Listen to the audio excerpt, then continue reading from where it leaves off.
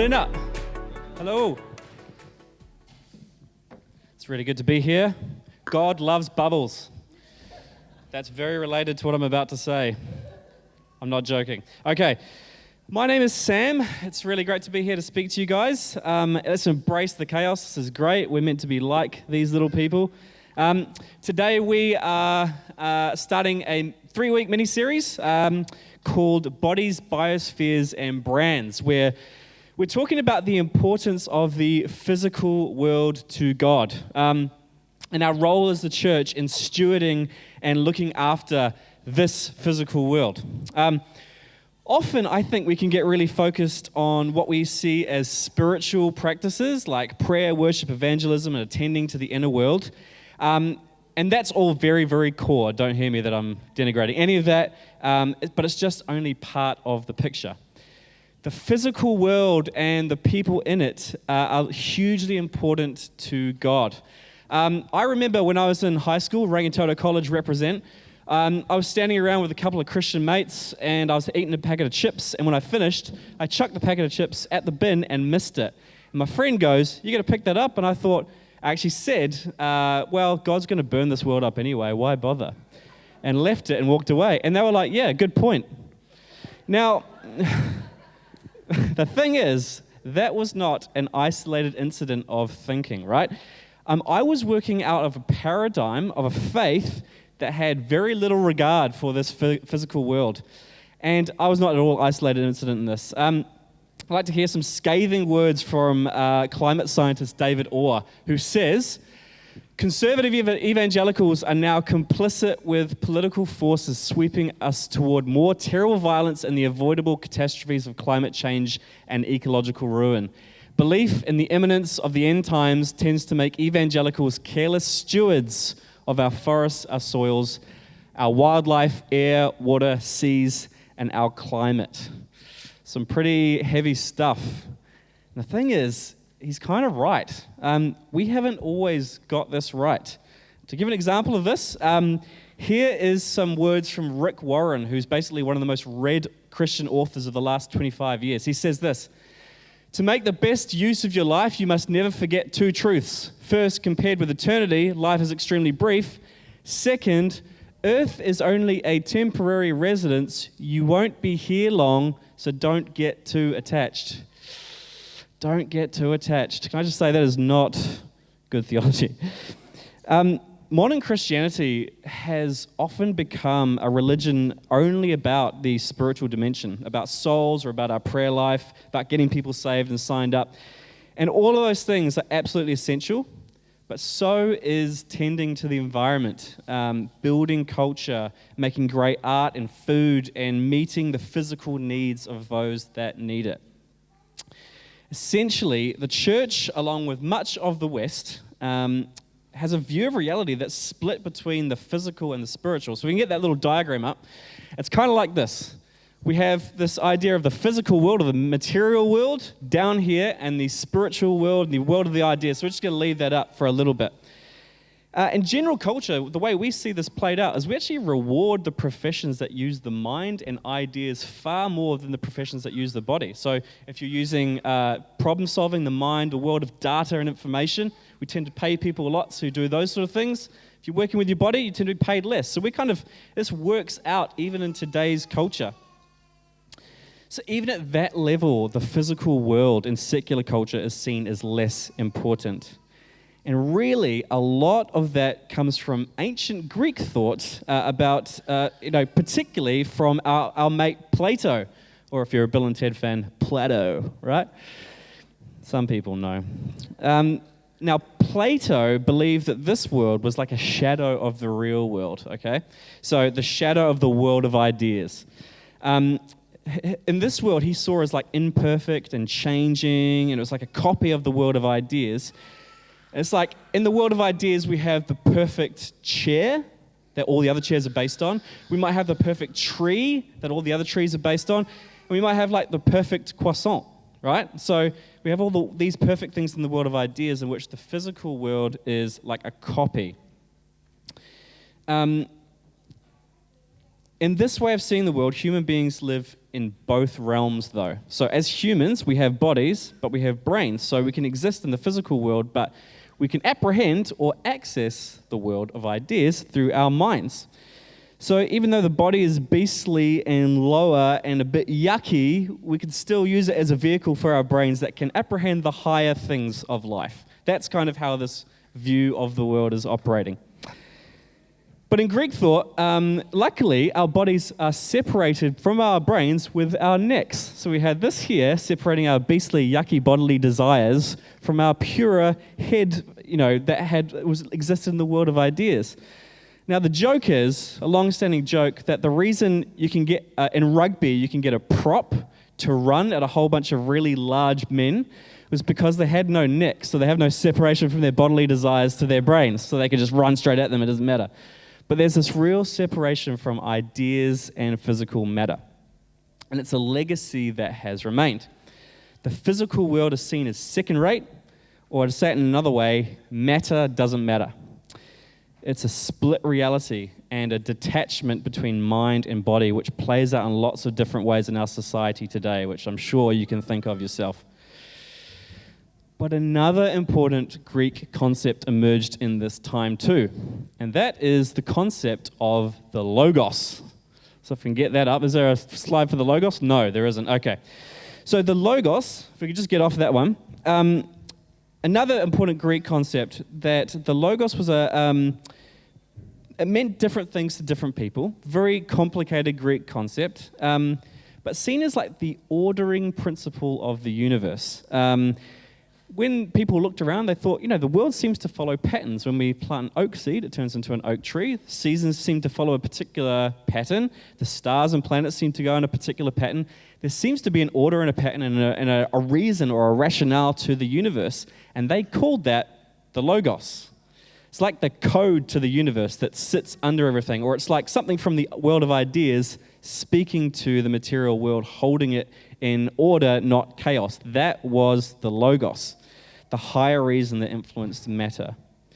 So then we get to John 1. It says, in the beginning was the Word. Now, the word for the word is logos. So I'm just going to translate as we go. In the beginning was the logos. Greeks would have been totally fine with that. Was this ordering principle there in the beginning? Yeah, great.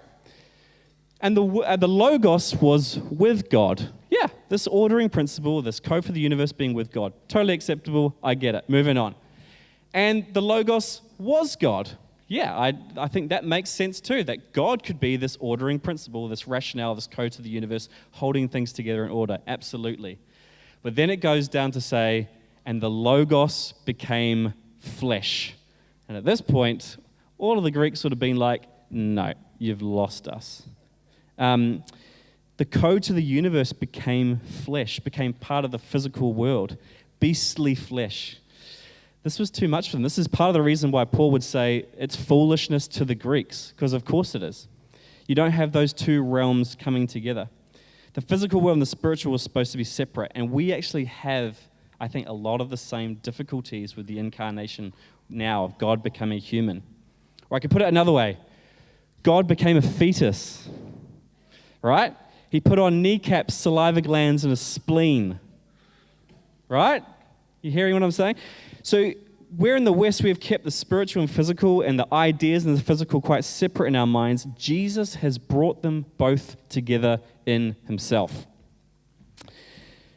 My old lecturer used to say something to really rattle us. He used to say, think of the 3 grossest bodily functions you can imagine. I'll just give you a few seconds, not too long. If you can't imagine Jesus experiencing those things, you're probably more into Plato than you are Jesus. Pretty strong words there. The real scandal, though, is that it actually just didn't stop with the incarnation of God becoming human. It was then this fleshly body of Jesus that was resurrected and then ascended to where God is. That means that a human being is reigning in heaven above everything with eyebrows and a bladder and toenails. And we laugh because it sounds ridiculous, because we don't talk like this because we like to keep our spirituality very spiritual, right? But Jesus was like the needle that came out of God and weaved through all of humanity and went back into God, weaving through all the darkest parts of humanity, our alienation, our detachment, pain, and then even through death, and bringing it all into the person of God. Humanity is now part of the Trinitarian God in the most remarkable act of love. God welcomes humanity. He welcomes flesh into his very being forever in an irrevocable way. So in a very real sense, God won't reject us because God is one of us. And with heaven and earth joined, there's no way that we can say that this world is like a runners-up prize or a consolation prize. It's the reality that God himself loves and has joined himself to. God has joined himself to this reality. We aren't here to participate in spiritual escapism. We're here to participate in this physical world that God loves. And at the end of all things, when heaven and earth become one, we won't leave here to go and be with heaven or Plato's world of ideals, but we'll be living on a redeemed earth, made as it was always intended to be, because this world is God's project, not one out there. One of the first things that Jesus did after his resurrection was cook fish on the beach for his mates, because he loves cooking and he loves fish and he loves the beach and he loves food and he loves his mates. So really, you're doing good theology when you enjoy a delicious meal or play with bubbles or take in an incredible view or listen to good jazz or hold your children or do exercise. Because when you do, you are participating in God's love for this world. But we need to go further, because a lot of spirituality stop there and be like, yes, hedonism, great. We need to go further, because it's not just about remembering to enjoy the world. That's very important. But it's loving this world often means loving the unlovely, or the ones we feel are unlovely, those often on the outside. It means feeding the hungry, not just praying with them for them and being like thoughts and prayers, right? Giving material help to the poor, getting involved in this world that God loves. There was no separation for Jesus. He didn't just come to give us correct theology and to teach us to pray. He healed the sick. He fed people. He restored people because the bodies are them. When it comes to communion, he didn't just say, these are my ideas, take, think. Or these are my beliefs, take, be orthodox. He said, this is my blood, take, drink. This is my body, take, eat. We aren't just remembering when we take the sacraments, we are communing with God. That's why we don't call it remembering, we call it communion. N.T. Wright kind of puts it like this. N.T. Wright's one of the biggest theologians at the moment, says communion is like a kiss. Some people can tell you that they love you till they're blue in the face, but if they kiss you, you know it bodily that they love you. Communion is like that. It's a physical communing with God. You know it in your body. And our bodies are where we know God just as much as our inwardness. This is why physically coming to church with others, physically being in the same room as other people, forms us in certain ways. Being together physically molds us. It does something to our hearts and minds. It's good to be together. Now, I always feel real uneasy when that comes from the front because it can sound coercive, like you should be at church every week. But coming to church is an important spiritual practice. It reminds us what family we're part of, the ancient transnational community that can be found in every part of the planet, coming to the same table, identifying ourselves with the same person. C.S. Lewis, who gets quoted more than the Bible, said this: there is no good trying to be more spiritual than God. God never meant to be man to be more a purely spiritual creature. That is why he uses material things like bread and wine to put the new life in us. We may think this is rather crude and unspiritual. God does not. He invented eating. He likes matter. He invented it. So if I go to the last slide, which I think is this is a print that I just bought by an artist called Scott Erickson. And this is called The Flourishing Heart. And I put this in my place to remind me that I pray and I contemplate and I learn about God's love and I want to get involved in it. But what should grow in it for me is a love for this world that God loves. Because when I become like God, I learn to love the same things He does, and it is this world that He loves, this physical world. So, to end, may we be a community that grows in our participation in God's love for this physical world. Thanks, Josh.